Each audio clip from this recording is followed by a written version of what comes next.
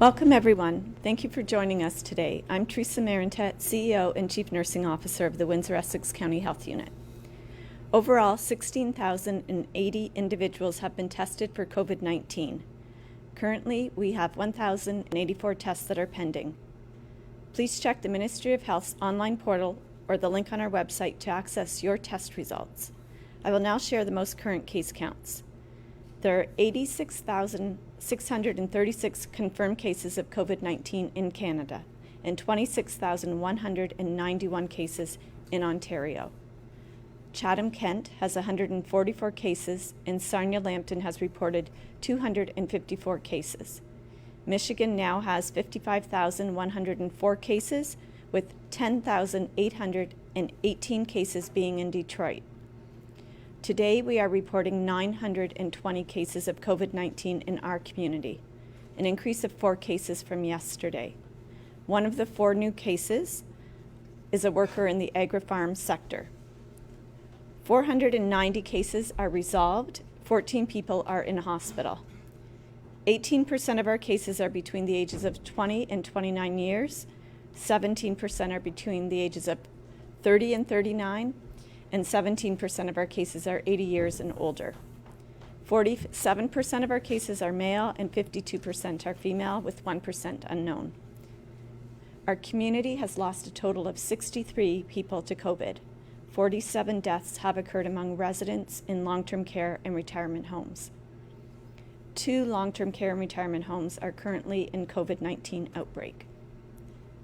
Testing is available for symptomatic people, those who have at least one symptom of COVID-19, even mild symptoms, and testing is available for asymptomatic people based on level of risk, including people who are concerned that they have been exposed to COVID-19, including people who are contacts of a confirmed case or may have been exposed to a confirmed case or a suspected case of COVID-19. This testing is also available for asymptomatic people who are at risk of exposure due to their employment. This includes essential workers such as healthcare workers, grocery store employees, and people working in the food processing plants. No one who is symptomatic or who is concerned that they have been exposed to COVID-19 will be declined a test at an assessment center. Common symptoms include fever, a new or worsening cough, and shortness of breath. However, other symptoms may be present, such as a sore throat, difficulty swallowing, unexplained fatigue, an increase in falls, nausea, vomiting, chills, and headaches. To access a local healthcare provider, walk-in clinic, or virtual health assessment, please visit ehealthwindsoressex.ca. Windsor-Essex has 2 COVID-19 assessment centers, Erie Shores Healthcare in Leamington and Windsor Regional Hospital Olette Campus. Also, please note that SOHAC, the Southwest Ontario Aboriginal Health Access Centre in Windsor, offers testing for First Nations, Métis, and Inuit people and their families. Please continue to visit our website at wichu.org for the most current information and case counts. I will now turn it over to Dr. Wajid Ahmed, our Medical Officer of Health, for further updates regarding COVID-19.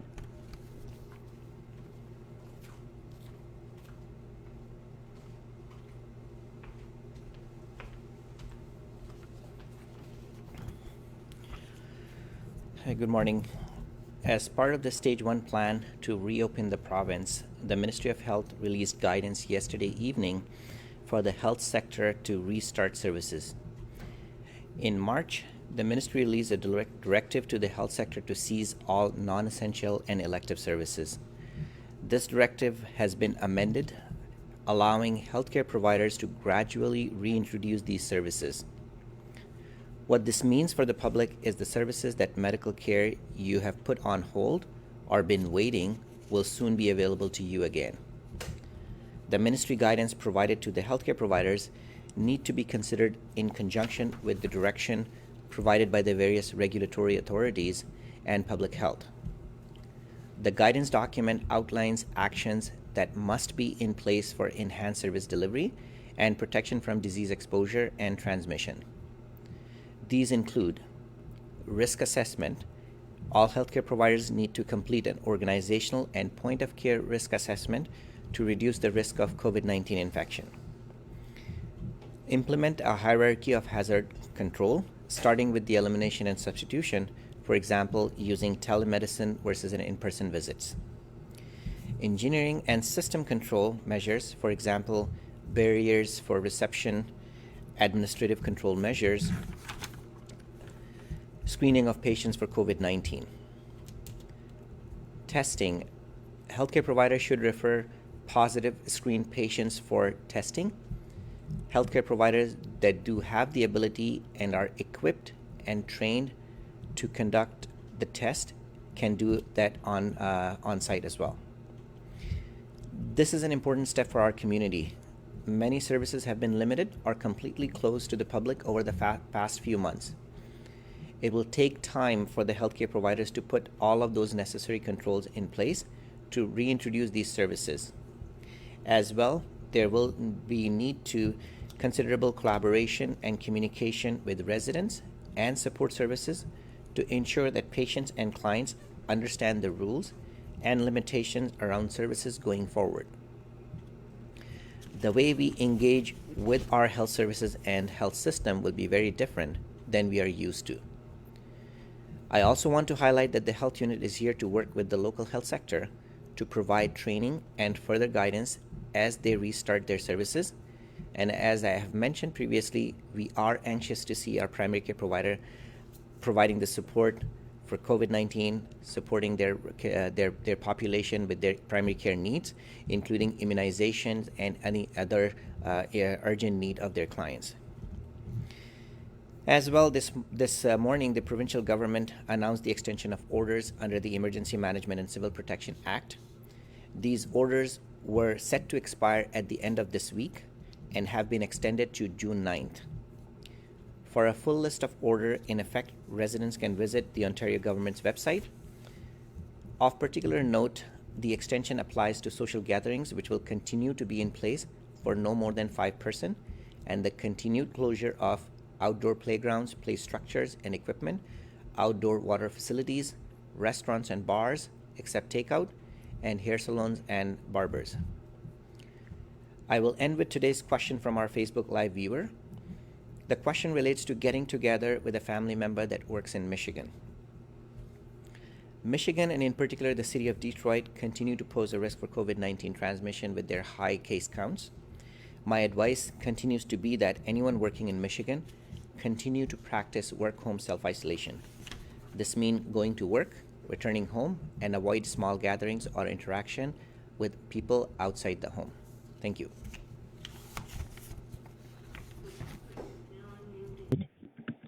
We'll now take questions from the media. We'll start with Blackburn. Just as you're introducing, or as healthcare providers are introducing some or reintroducing some services, are there any services at the health unit that will start being offered again?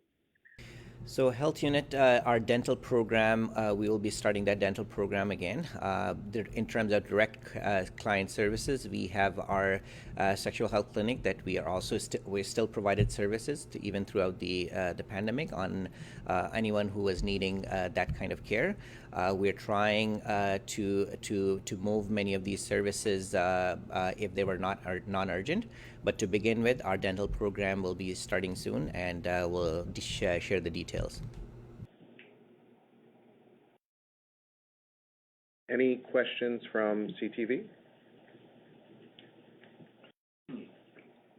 I guess I'll ask you this one. It's kind of a fluff ball, but yesterday I ran into to Steve Bell. Didn't even recognize him, right? So when you're talking about the extension going to June 9th, he needs a haircut, like really bad.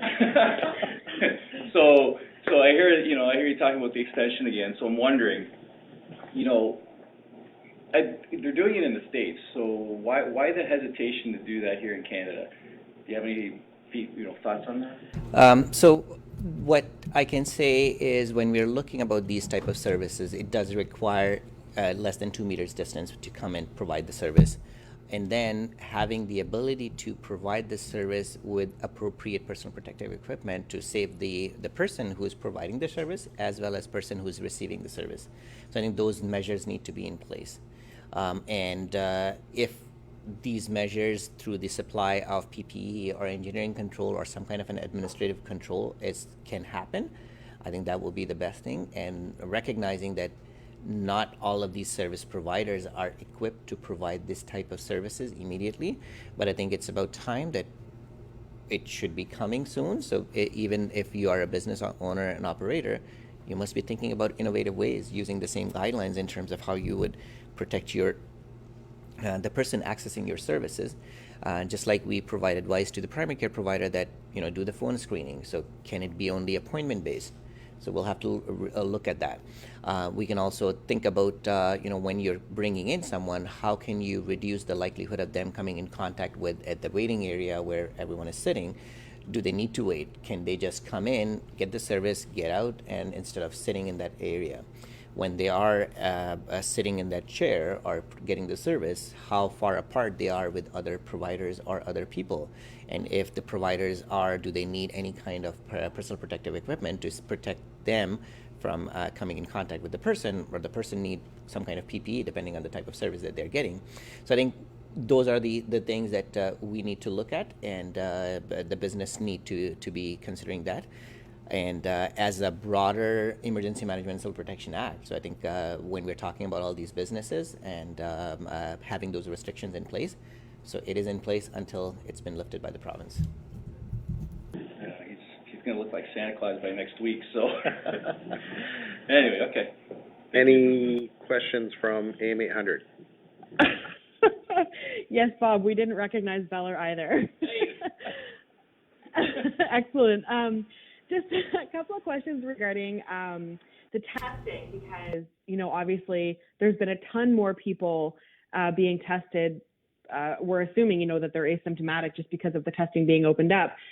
So I've seen some chitter chatter on Facebook about some of the results not being available online. People are being told to check online, but then some people were talking about going online and it saying that not all labs report to the online system. Can you clarify that? So I think I clarified that a few times, that when all of these people are getting their tests done, our regional lab is the London lab.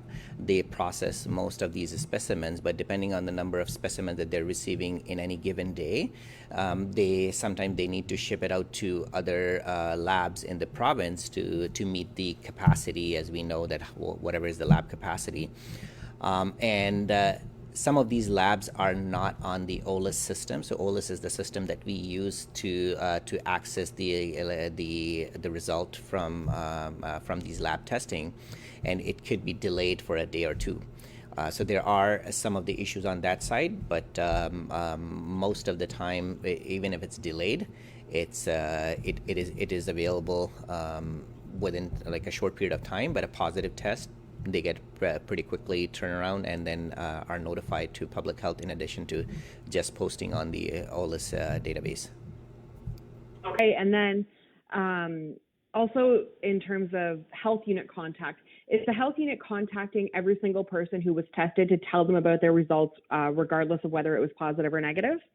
Not anymore. We are doing only the positives now, given the number of negatives are increasing. So we are asking people to use the online portal to check their results.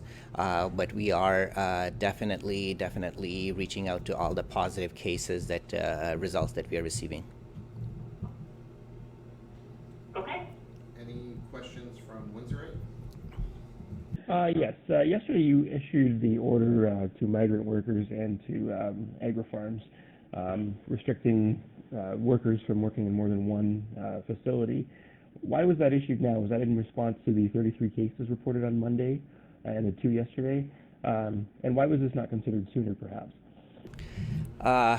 Again, when you're asking any of these businesses or even any individual to put restrictions, or enforcing them to do something, there has to be some kind of a risk assessment to justify why you're imposing some restrictions. I cannot enforce any restriction on people walking down the street unless I have evidence to believe that if they're walking down the street, they are at a risk. They are posing a risk to the community. So I think to answer your question, why it was not considered is because of the risk assessment. Based on the risk, we recognize that these farm operations are complex operation. It requires multiple level of government multiple legislations and the way even each of these businesses are operated. And given what we are finding with our case and contact management, there are some risks that we are identifying, which we are trying to manage and mitigate. And one of the risks that we identified, just like the long-term care homes, people, when they're restricted to one workplace, the likelihood of them spreading to another workplace is low. Some of the farm owners have multiple locations. So instead of an employee who could be infected, working in one farm and then going to another farm and then going to another farm and potentially exposing other people, we want to restrict that and want to make sure that we are formalizing all those details and get all the information that we need. So if we are doing any kind of investigation, we have all that information of who was in that particular farm on that given day, and the comfort to know that they were not in anywhere else. It allows us to do better case and contact management. So that was the intention behind it, and it was based on the risk. If there's any other type of risks we identify that could help with us to manage and do a better case and contact management, we will do it. Any questions from the Windsor Star? Yes, Doug Ford mentioned on Monday that he wants people in Ontario's hotspots to be tested, meaning very specific neighborhoods that are hit hardest. But we don't have a postal code breakdown, and nowhere does, of what places might be hit hardest. Do we have neighborhood hotspots, and is that the kind of information you might share so to encourage people without symptoms to go to an assessment center?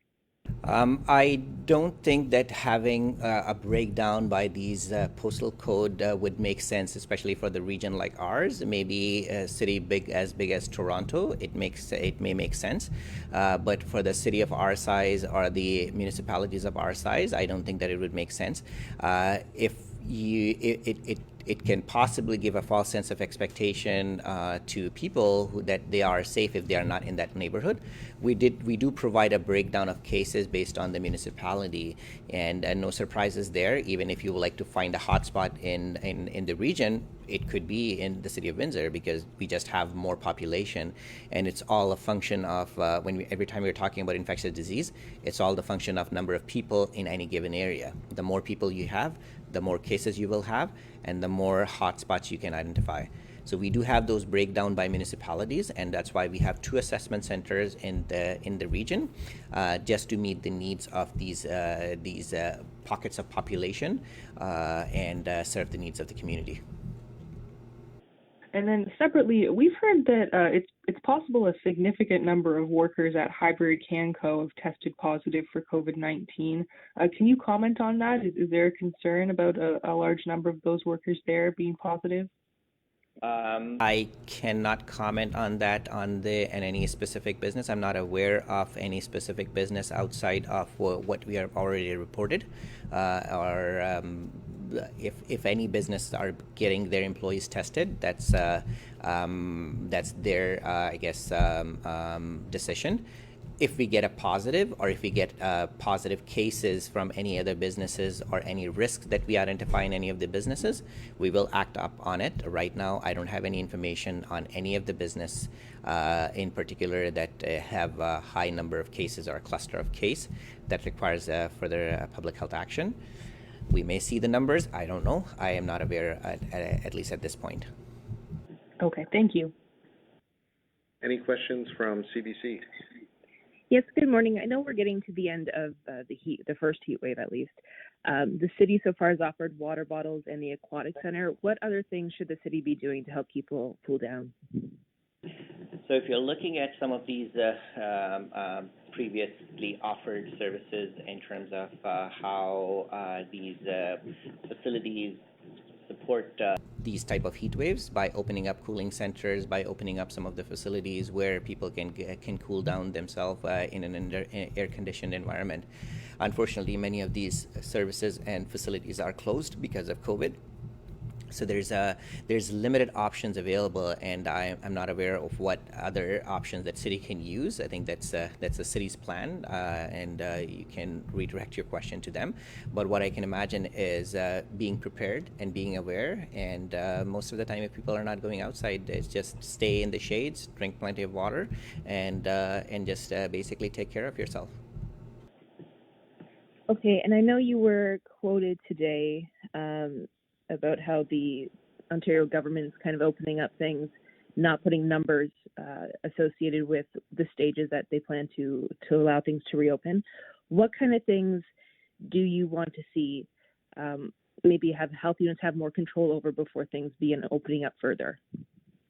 So I think one of the critical piece that we are looking for is obviously the number of cases that we are seeing in each of the community and what's the expected number of cases, and make a comparison that if there's an anomaly, day-to-day variation exists pretty much everywhere.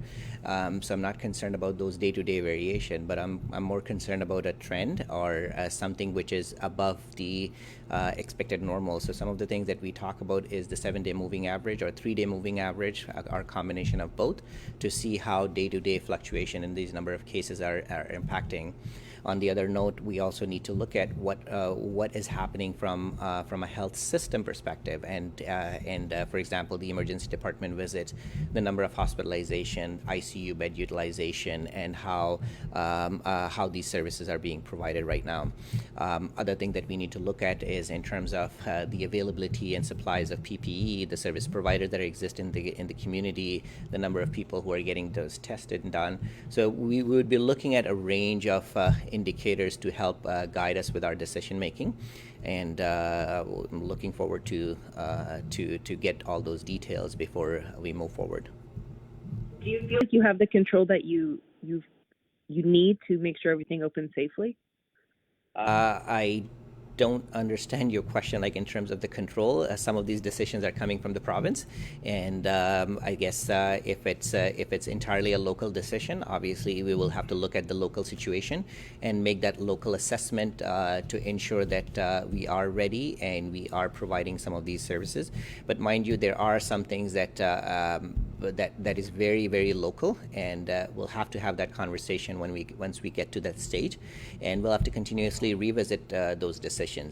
Doesn't mean that if the province or if the entire community is opened up, it will stay open. We'll have to take a look at it depending on what we are seeing in the community, and if there's a need to maybe ease off further restrictions or maybe put more stricter restrictions. So we will have to look at that. I cannot predict what the future lies, but right now, where we are, we need to look at how these reopening first stage or the stage 1 is impacting the communities. So now the businesses are opened up, and we'll see the results in maybe the next week or the week after. That will be a good indication to see that one decision, how it impacted the communities, in particular our communities. That would be my concern.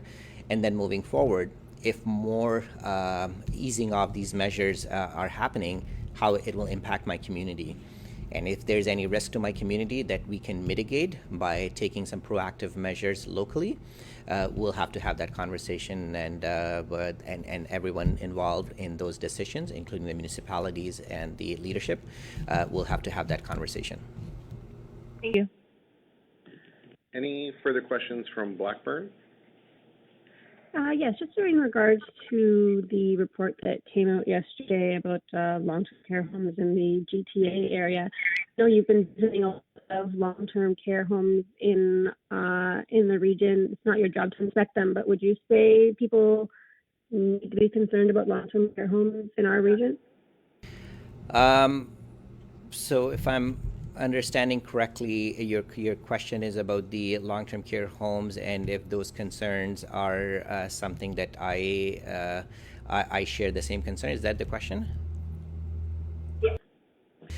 Well, we know that again, some of these problems are systematic problems that have been there for quite some time, and right now I think it's every time like somebody told me that these type of pandemics, it's a good reflection on how the system is and how everyone's behavior works in these type of crisis situation. So the pandemic has really opened up our eyes in terms of how, what are the challenges in these institutions.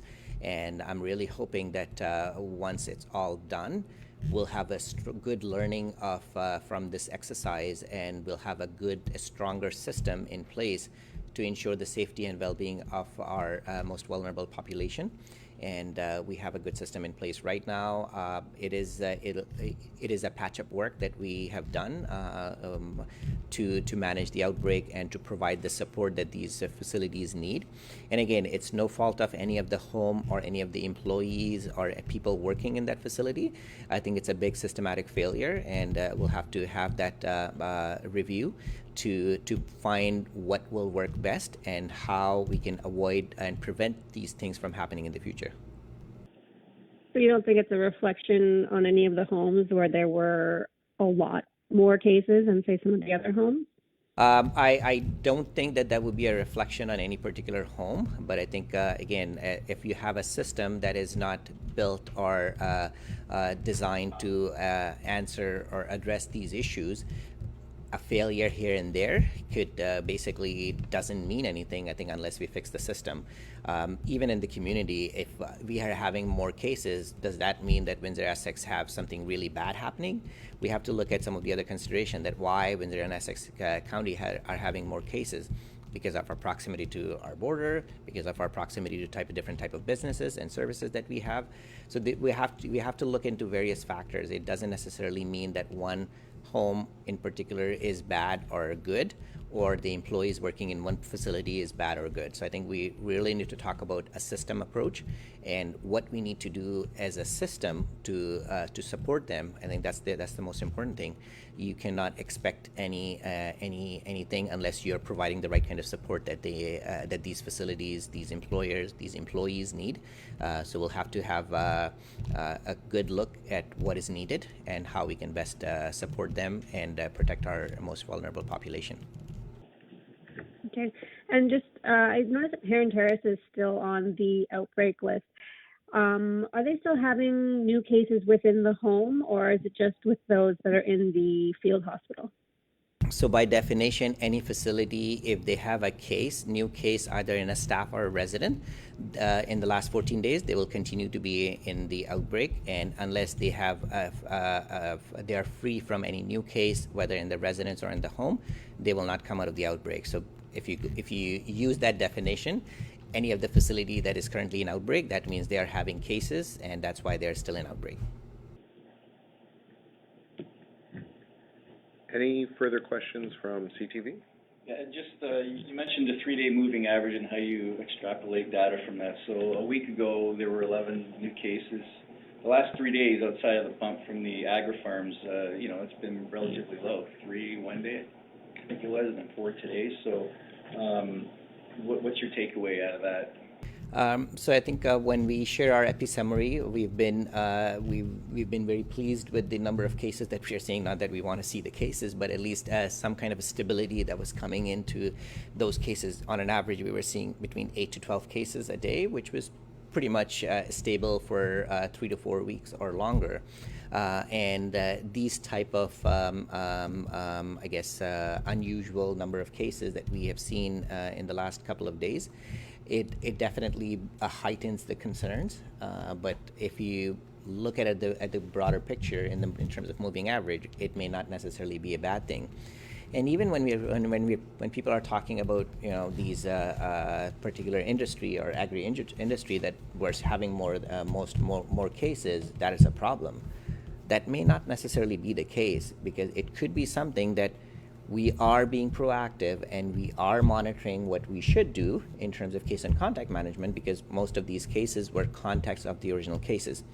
So it is not necessarily a bad thing to have all these cases, because if we can mobilize our team or mobilize our resources to control it in the first place, finding these cases can be a good thing, because now we have prevented further spread. So we'll have to make that decision. It's not just a number that we should be looking at. I think we need to look at all the bigger pictures, whether these are community cases, whether these are contexts of the initial cases, and what these cases looks like, and do we have a better system to address those answers. So even from a from a public health capacity perspective, we have been asked to do the case and contact management with at least more than 90% within 24 hours of a confirmed case reported to us. Our health unit target has been always, since we started reporting, it's been 100%. So we are doing all that pieces, and we'll continue to do that. And as we'll get the cases, we'll be in a much better position to act immediately and take control and prevent further spread.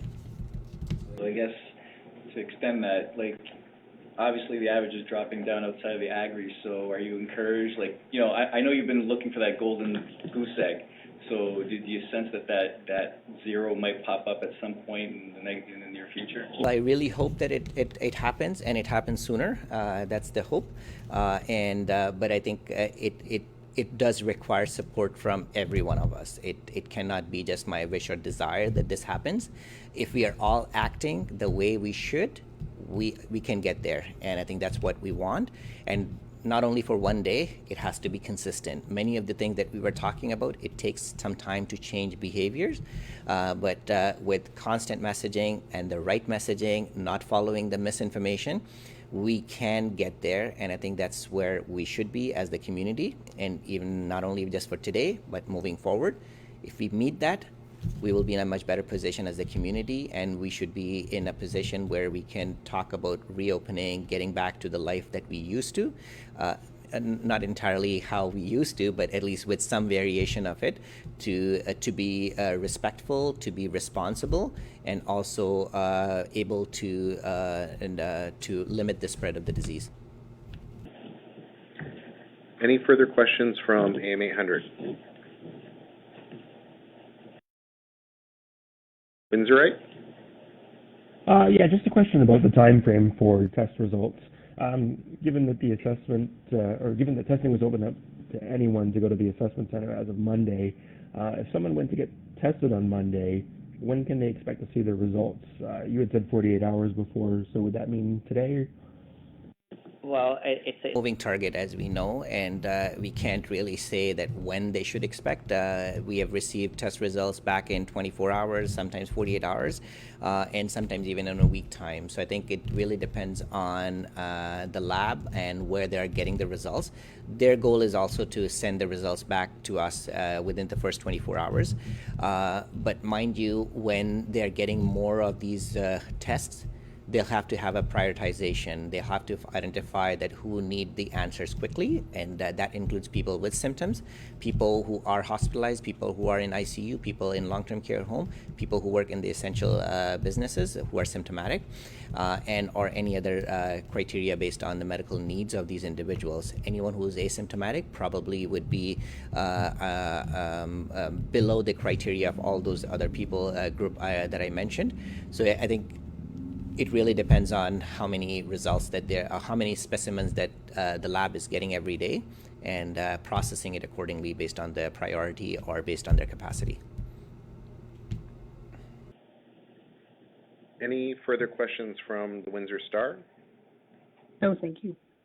BBC? No, thank you. Thank you, everyone. Thank you. Thanks.